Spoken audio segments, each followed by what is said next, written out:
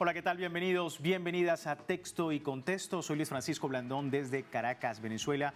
Qué bueno que nos siguen a través de nuestro multimedio Telesur en esta primera emisión del año 2024 con un tema por demás polémico, como ha sido siempre pues el accionar del presidente de El Salvador, Nayib Bukele, en esta oportunidad pues con el derribo al monumento a la reconciliación, símbolo del fin de la sangrienta guerra civil que se desató en ese país desde 1980 a 1992. Él lo califica como un monumento antiestético, una apología de pactos entre la izquierda y la derecha, mientras que, por otro lado, pues los analistas y algunos sociólogos lo han catalogado como un error dentro de su gestión. ¿Qué significa el derribo de este monumento, esta estatua en El Salvador? Es el tema el día de hoy en Texto y Contexto. Así comenzamos. El actual gobierno de El Salvador ejecutó la demolición del Monumento a la Reconciliación Nacional, que simbolizó el fin de la cruenta guerra civil, una obra que había sido erigida a propósito de la conmemoración del 25 aniversario de los Acuerdos de Paz en 2017, durante la presidencia de Salvador Sánchez Serén. Ya en 2020, Nayib Bukele había amenazado con destruirla, pero fue recientemente que culminó su promesa, a pesar de estar separado del cargo en la actualidad, para presentarse nuevamente como candidato presidencial. ¿Qué representa para la memoria histórica y para los sobrevivientes de ese conflicto el derribo de ese monumento? Bien, allí el perfil del programa y vamos a presentar a nuestros invitados a través de la distancia. Nos acompaña Samuel Ramírez, él es coordinador del Movimiento de Víctimas del Régimen. Samuel, muchísimas gracias por tu tiempo con nosotros. Y César Villalona, profesor y economista dominicano salvadoreño, que también nos da sus impresiones sobre este tema de la estatua de la reconciliación demolida por el presidente Nayib Bukele. A los dos, gracias por estar con nosotros. Samuel, empiezo contigo, ¿no? Quería preguntarte sobre estas razones que esgrime el primer mandatario Nayib Bukele sobre este monumento, ¿no?, que conmemoraba los acuerdos que acabaron con ese conflicto en El Salvador en 1992, un conflicto que dejó más de 75,000 fallecidos. Él dice que es antiestético, que no representa, algo de reconciliación nacional, sino que es algo más allá de un pacto entre izquierda y derecha. ¿Cómo estás viendo estos argumentos de Nayib Bukele? Saludos, gracias a Telesur por este espacio. Bueno, decir que en primer lugar los acuerdos de paz es la conquista de la lucha popular del pueblo salvadoreño. No es el pacto de dos grupos o de dos partidos. Por otro lado, los acuerdos de paz permitieron desmontar aquella dictadura oligarca militar que explotó y que sangró al pueblo salvadoreño. Esos son los acuerdos de paz. Y el presidente Nayib Bukele, pues desde hace ya varios años, viene con esa campaña de querer descalificarlos, de querer, dice que son una farsa, ha destruido símbolos como los que vimos hace un par de semanas.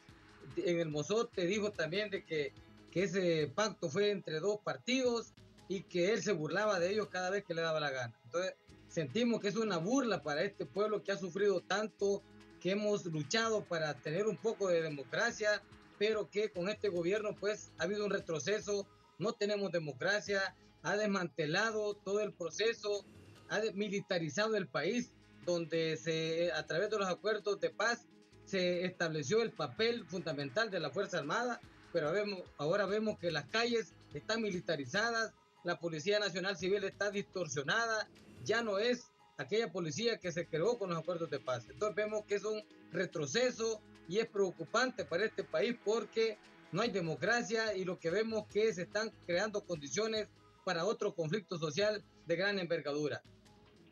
Sí, César, quería también en este caso la opinión tuya como, analista y que nos des tu apreciación, porque él decía apología de pactos entre la izquierda y la derecha.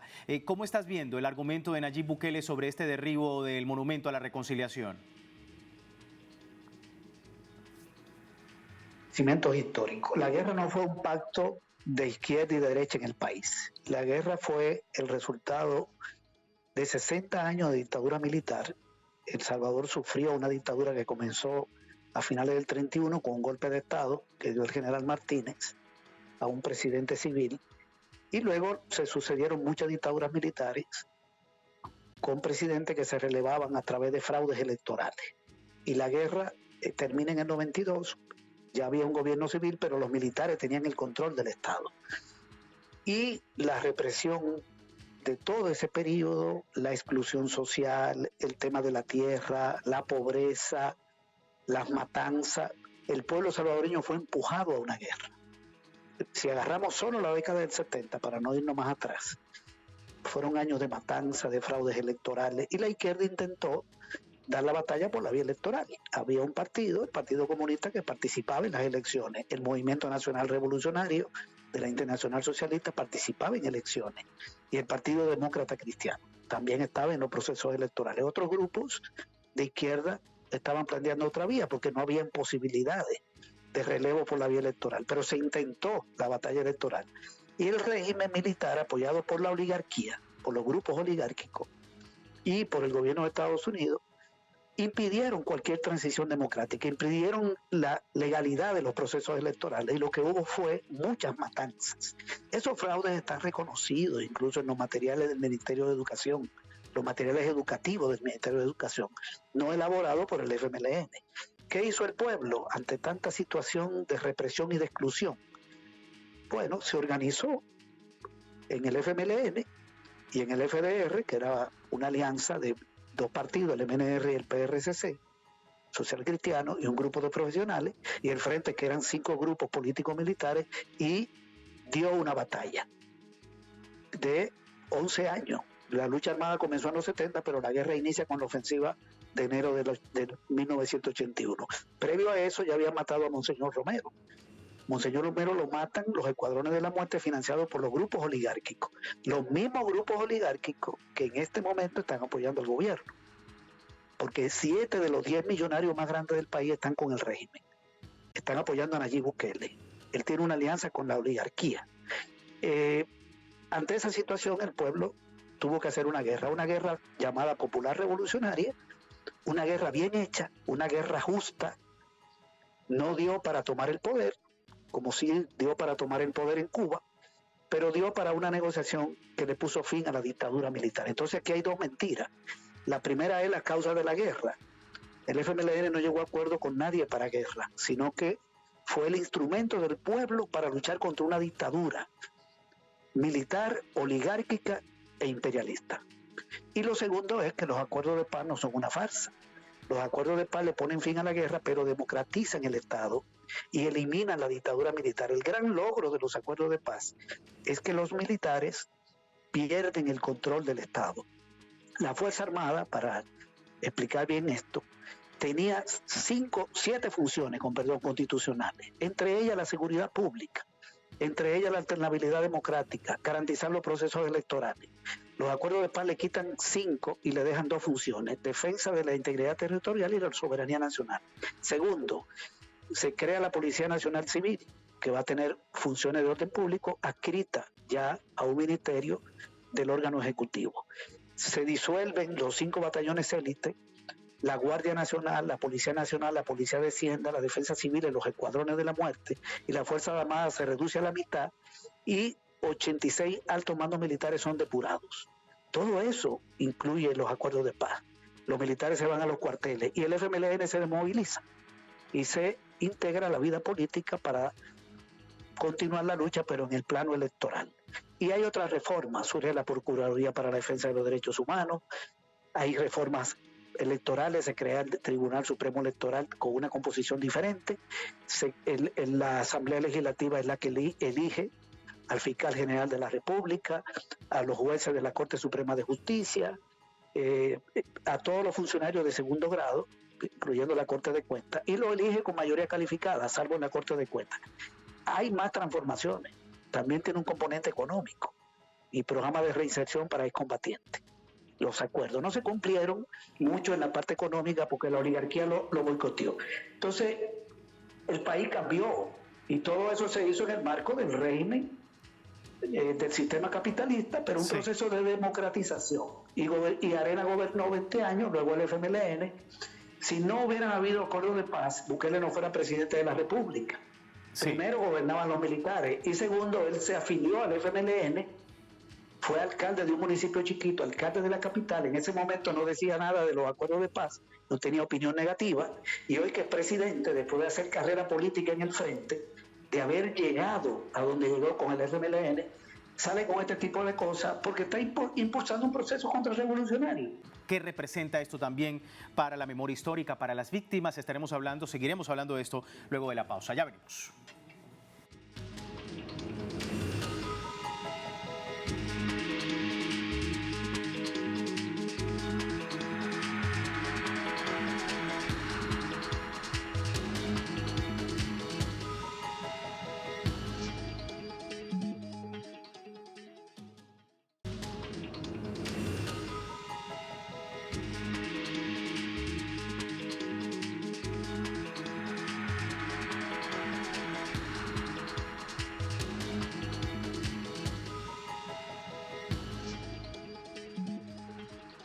Gracias por seguirnos en Texto y Contexto. Hoy hablando de la polémica que se ha generado en El Salvador por el derribo del monumento a la reconciliación, catalogado por el presidente Nayib Bukele como antiestético y que no representa precisamente ese periodo importante del acuerdo de reconciliación desde 1980 al 92. Recordemos un conflicto armado intenso y que dejó hasta la fecha, según la historia de ese país, aproximadamente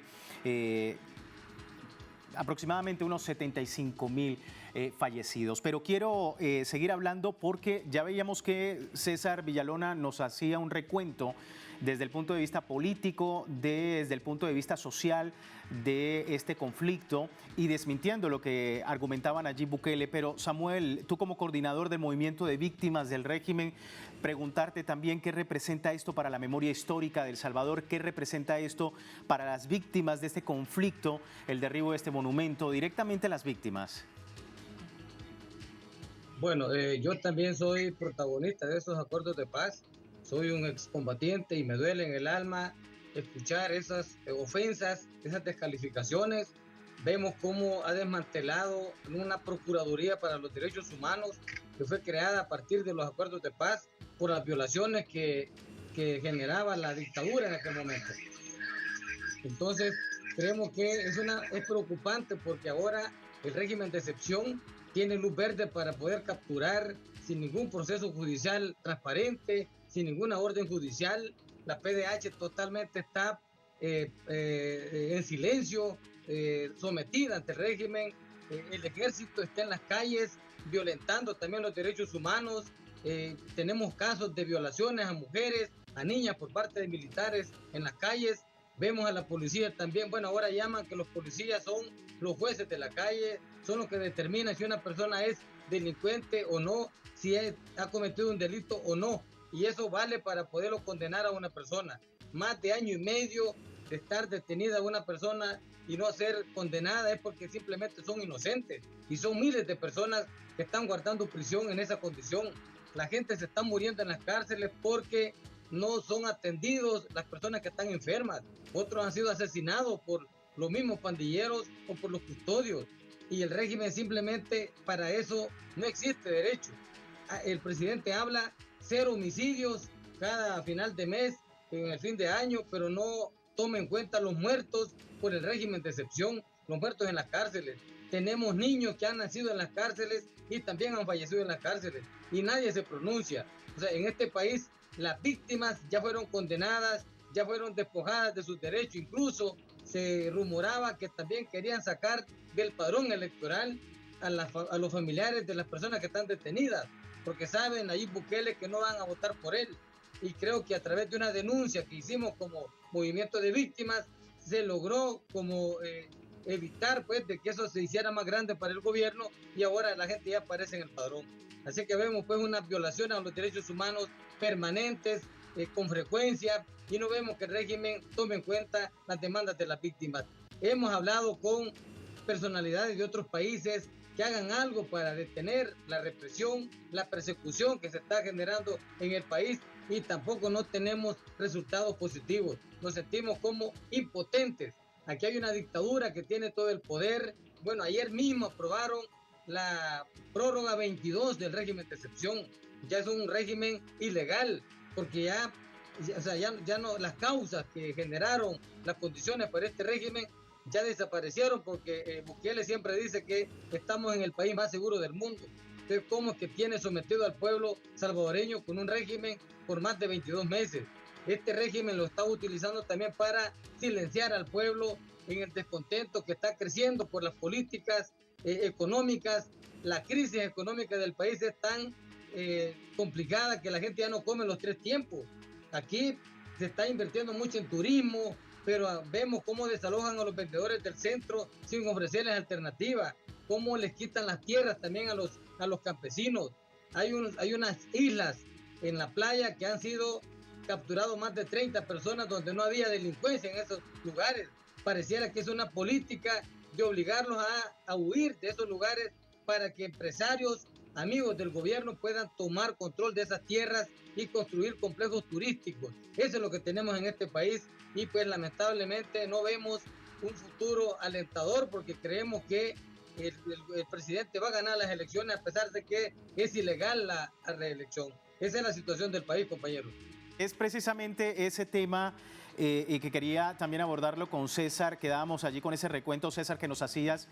Veamos a César acá en pantalla. Lo tenemos, César, que nos hacías sobre pues, este tema del conflicto y de reconciliación nacional en El Salvador a propósito de este monumento. Hay, digamos, y es lo que dicen los analistas, un marketing transgresor que está utilizando Nayib Bukele con el derribo de estos monumentos. Ya incluso hay desde afuera, desde el exterior, en Colombia, por ejemplo, había una política que también mandaba a derrumbar pues un monumento similar.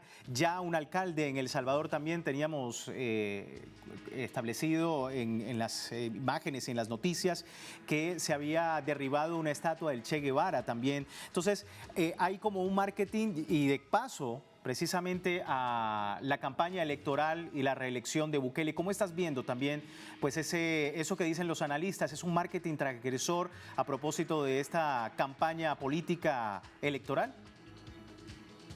Bueno, la reelección de Bukele es ilegal.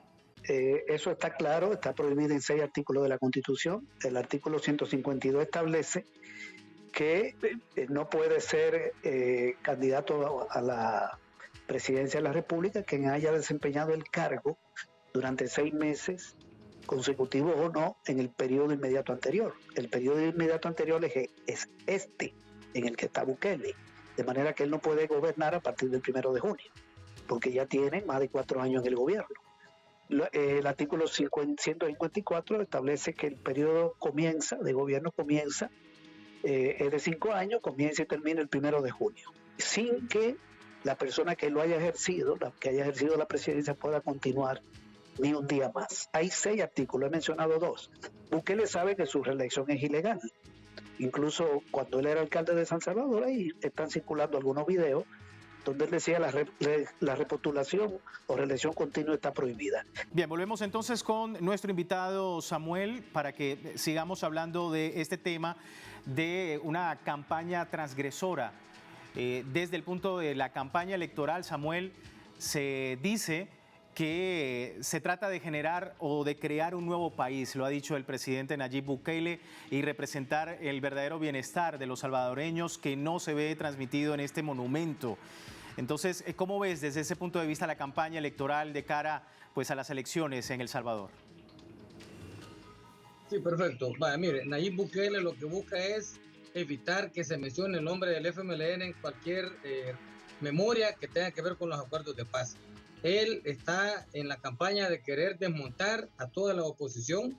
Él quiere formar en este país un país con unipartidismo, donde no haya oposición absoluta. Y de esa manera creo yo que está logrando descalificar pues, a estos partidos que de alguna manera firmaron la paz, pero que fue coincidencia, pues, porque no se sabía si la guerra duró esa cantidad de tiempo, no se sabía si iba a ser Arena que iba a estar gobernando cuando se firmara la paz. Entonces creemos que es una coincidencia, pero el gobierno ha tratado de descalificar esos acuerdos de paz para tratar de desmontar y olvidar quiénes fueron los partidos que gestaron ese proyecto. También queremos decir que para Bukele, democracia significa tener el poder absoluto, tener la Asamblea Legislativa, tener la Corte Suprema de Justicia, tener la Fiscalía, tener el Tribunal Supremo Electoral, tal como lo tiene en este momento. Aquí en este país no hay ningún poder que realmente esté al servicio del pueblo. Todos están a servicio del gobierno. Lo que Bukele les dice, eso hace. Entonces creemos pues que es una situación bien complicada porque ya no hay a dónde acudir. Las víctimas, por ejemplo, las víctimas del régimen van a la Corte Suprema de Justicia a poner sus habeas corpus para que ellos tal vez puedan también interpretar la ley y determinar que son inocentes y tampoco no hacen nada. Dicen que el régimen es un poder absoluto, soberano, que nadie está en contra de él. Entonces creemos que el poder pues, que tienen ahí Bukele es un poder que le está haciendo mucho daño a este país porque no hay democracia, no hay independencia de poder en la Asamblea Legislativa, aprueba leyes y que simplemente no se discuten porque ahí la mayoría la tiene el gobierno. Entonces ese es, y el marketing, pues lo que el régimen de excepción incluso le ha servido a Bukele para poder venderse como un posible candidato a la reelección, porque lo ha sabido vender. La verdad que aquí en este país no hay paz. Ahora los que violentan la ley, los que cometen violaciones es el régimen, ya no son las pandillas. Todavía hay algunos reductos de pandilleros refugiados o huyendo en el país, pero también hemos visto una campaña o una conducta de diálogo, de pacto con las pandillas. Hemos observado cómo muchos cabecillas fueron protegidos por personeros del gobierno. Bien, ahí teníamos entonces a Samuel Ramírez, coordinador del Movimiento de Víctimas del Régimen, a propósito pues, de este tema, de esta controversia que ha generado el derribo del monumento a la reconciliación que, como hemos visto, ha sido catalogado como un desperfecto según Nayib Bukele, pero por otro lado también que ha sido criticado por la propia sociedad salvadoreña por el derribo de este importante monumento, entre otros que se han visto en ese país. Nosotros con esto finalizamos la presente emisión de Texto y Contexto. ¿Qué piensa usted? ¿Cuál es su opinión? Puede seguirnos a través de contáctenos@telesurtv.net para este y otros temas en el ámbito internacional. Soy Luis Francisco Blandón, gracias por preferirnos.